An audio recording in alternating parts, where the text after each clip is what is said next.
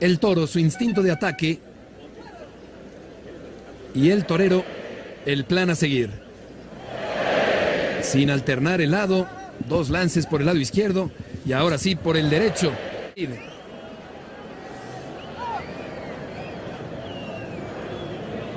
De los años románticos del toreo. Pero persiste en esta época moderna, en este siglo XXI, esta forma de atraer al toro y efectivamente ajustada la realización de la zapopina. Un floreo del capote para después pasarse al toro muy cerca, muy reunido, muy ajustado.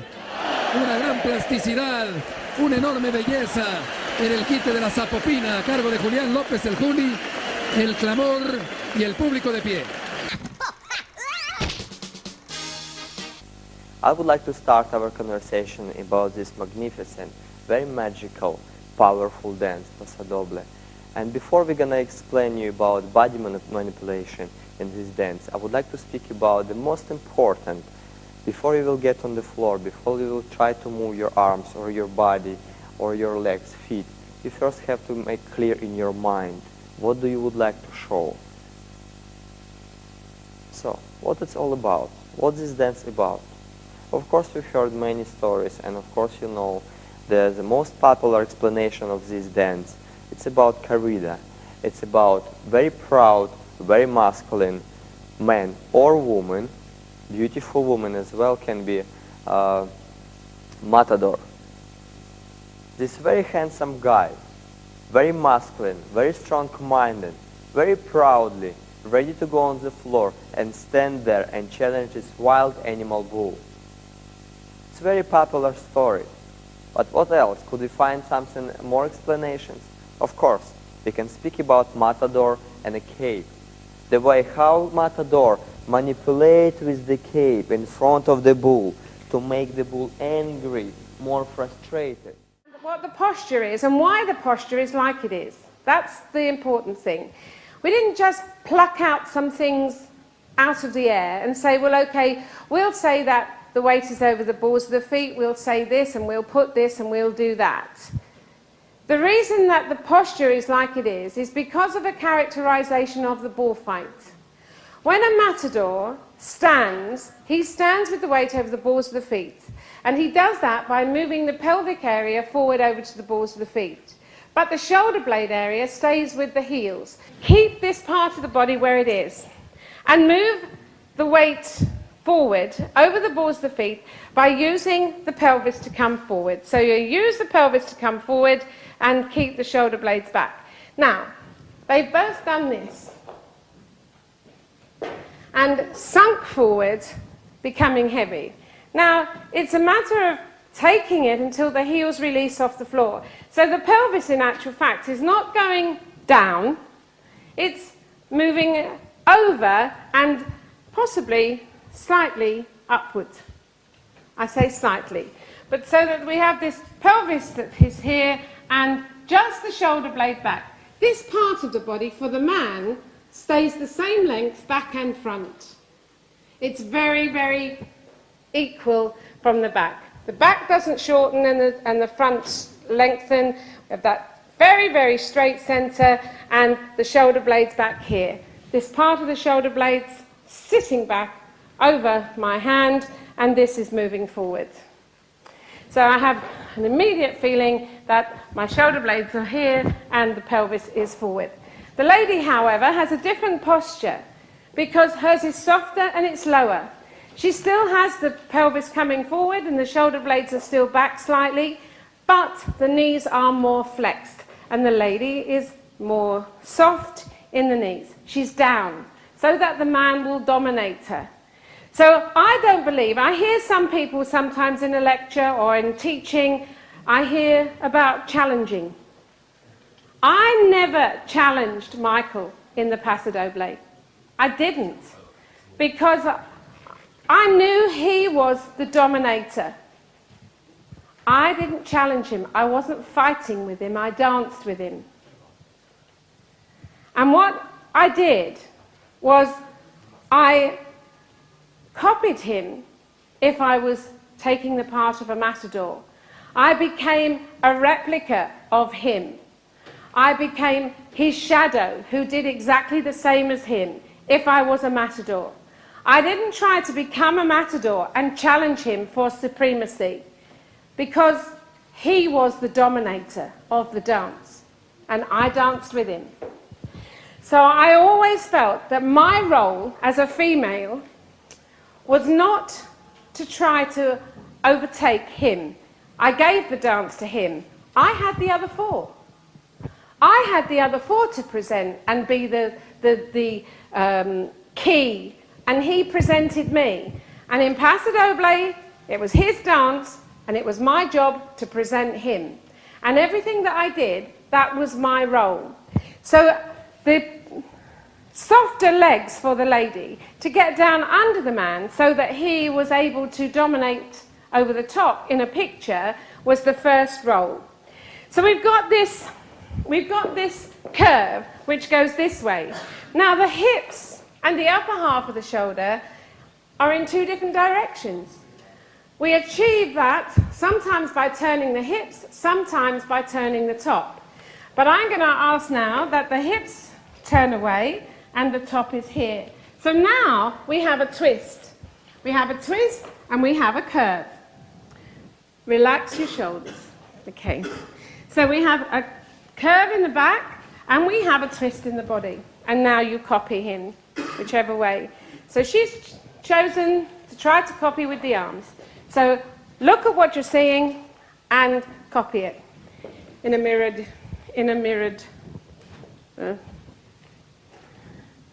Watch the shoulders. Are they level with his? No, no, exactly. So you're there, turn the hips. Where's his hips? Come this way to me. Don't turn the top. Turn the top. There's the top, there's the shoulders. Okay, so look at what you're seeing.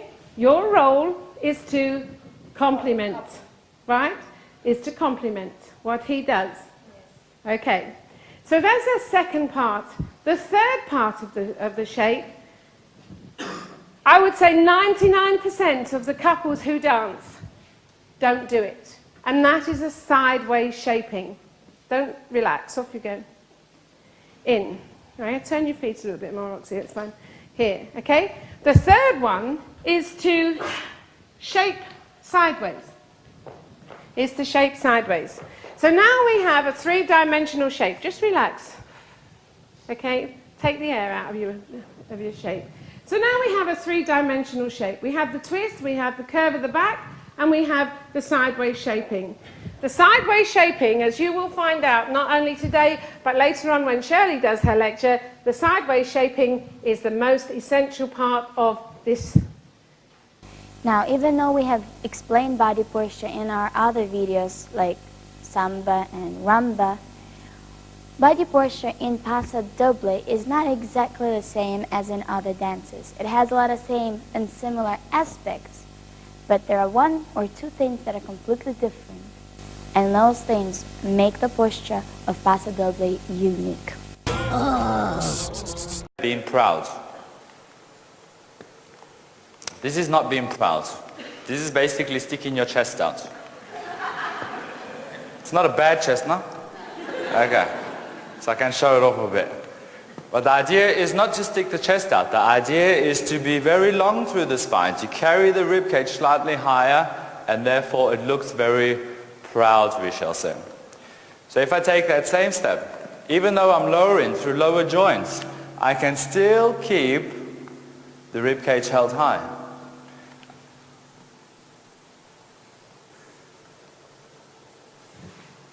Actually, now yours will always be bigger than mine, unfortunately. So I got no chance on that one.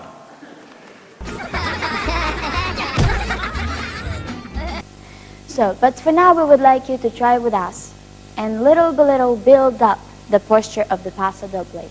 So for this we're going to use Slavic. And I'll ask him to demonstrate that to us. Now, for the beginning, we would like for you to try to elongate your spine, making your spine very, very long, all the way from the back of your bone to the back of the head. So if I could have you turn around. We're going to try to push this part of the body down as we create the longest spine we can, coming out all the way from the back of the head and stretching further into the ceiling.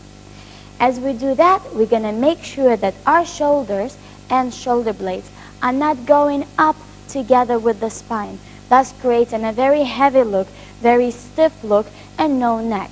In contrary, we're going to push it down and rotate a little bit, so we have a feeling that we're pushing into the floor to stretch up, creating as long neck as you can. Now, as we do that, as we're creating the longest spine and pressing down the shoulder blades, what I would like for you to think about is eliminating a natural arch in the lower back. So for this, we're going to take our pelvic and straighten it even further, tilting it just a little bit under. That's going to give it about 2 to 3 centimeters of distance or of height more. As we do that, we're going to eliminate the curve, the natural curve in the upper back by dropping the chest and opening the back, the middle back, opening the spine, the space between the spine and the shoulder blades. Now, as we do that, we create a very, very straight spine, beautiful posture from the side.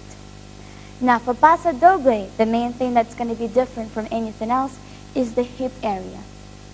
What we're going to try to do, keeping the longest spine you can, is push your hips a little bit forward and up. Now notice that as Slavik does it, he doesn't just push the hips forward and down. He doesn't just drop it, thus creating an arch in the back. This is what we're trying to eliminate. On the contrary, he's going to keep the longest spine and push the hips forward and up. As he does this, he's going to stretch the distance between the hips and the center. This, if you put your hands on this part of your body and you push your hip forward, you're going to feel that your hand is touching your body at every place of the hand. That place that you usually have the crease in the pants, this is the place that's going to be straightened up. As Slavik does this, his body weight comes more forward onto the ball of the foot. But notice that his head, as he does that, it doesn't drag back onto the heels, thus again breaking the back. On the contrary, he's keeping his back long, creating a natural but very, very smooth oval shape of the spine. If we could have it turn sideways to create that shape one more time, would be great. Excellent. Now, as we do that shape, he continues to maintain a long upper back without dropping it. And what now we want to concentrate on, if you please face the camera again, is your chest area. Now, instead of just pushing your chest up and out, opening your rib cage, we would like, on the contrary, close the ribs and push the chest up. So if in rumba, we kept the feeling that it's like a waterfall, we kept running the muscles down, creating a very loose feeling on the chest. In Paso Doble, the rib cage is closed and the chest is pushed up for a stronger look. Now, when we do all these kind of shapes, they are not the only ones that we would like to execute in the Paso Doble. This is done whenever you have a very strong movement, where you look like a matador, where you have an attack. However, if you would like to demonstrate something different, for example, the end of the line, and where you demonstrate that you have won, that you have beat the bull, that the bull is down and you are the winner, in that case, we're not only concentrating on the hips. Then in this position, the chest is going to be even higher, creating a very, very proud look. The spine is going to be longer over the center of the body weight, thus creating the stretch that goes up and even further up, going a little bit back. Now, with all these body postures, there has to be a shape. So we're not doing it one-dimensional, like a square or like a door without any turnout. When we do all the shapes in Paso Doble, even the one that has an attack with the hips forward, we're going to try to rotate the hips in one direction while the body goes in opposition, thus creating a very strong shape. And notice, as Slavic does this, he maintains this long oval shape, opening the space in the back. So you have to ask yourself, what is the storyline between this shape? Well, imagine the bull is coming straight at you, and he's opening the hips, pushing his hips as much forward, taking his body into another direction, so the bull has the space to run by and not hit you. This is one of the positions and shaping that we do in Paso Doble. Ni en la hechura ni en el comportamiento. Y no hace tanto tiempo que digamos que se deslindaron, ¿no? Era como unos de hecho, 25 aquí hemos visto 30 años. la diferencia que había entre la de Juan Pedro en cuanto a hechuras, ¿no? Con las de Fuente Imbro y las de Jandilla, que se lidiaron días anteriores. Era otro tipo de toro con el mismo tronco encaste, pero con aires distintos. Bien, toro se está dejando más y sobre la mano derecha, apretita muy bien la cara. Vamos a hacer un pasito ahora. Tienen una frustración tremenda los del sol porque ni hay música, ni hay orejas, ni nada. Es normal, ¿no? Han venido a divertirse y es verdad que podía haber música perfectamente, ¿no? A eso me refería antes, Claro. Manuel, independientemente.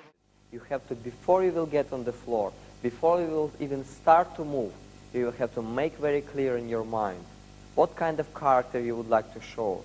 What is your role or role for your partner? What is the role of one or another of the steps? So you have to always be very clear what you're doing, for what reason. You have to be like an actor. You have to play and live in this character. You have to believe it, not just create and just try to make show it. You have to believe in this character.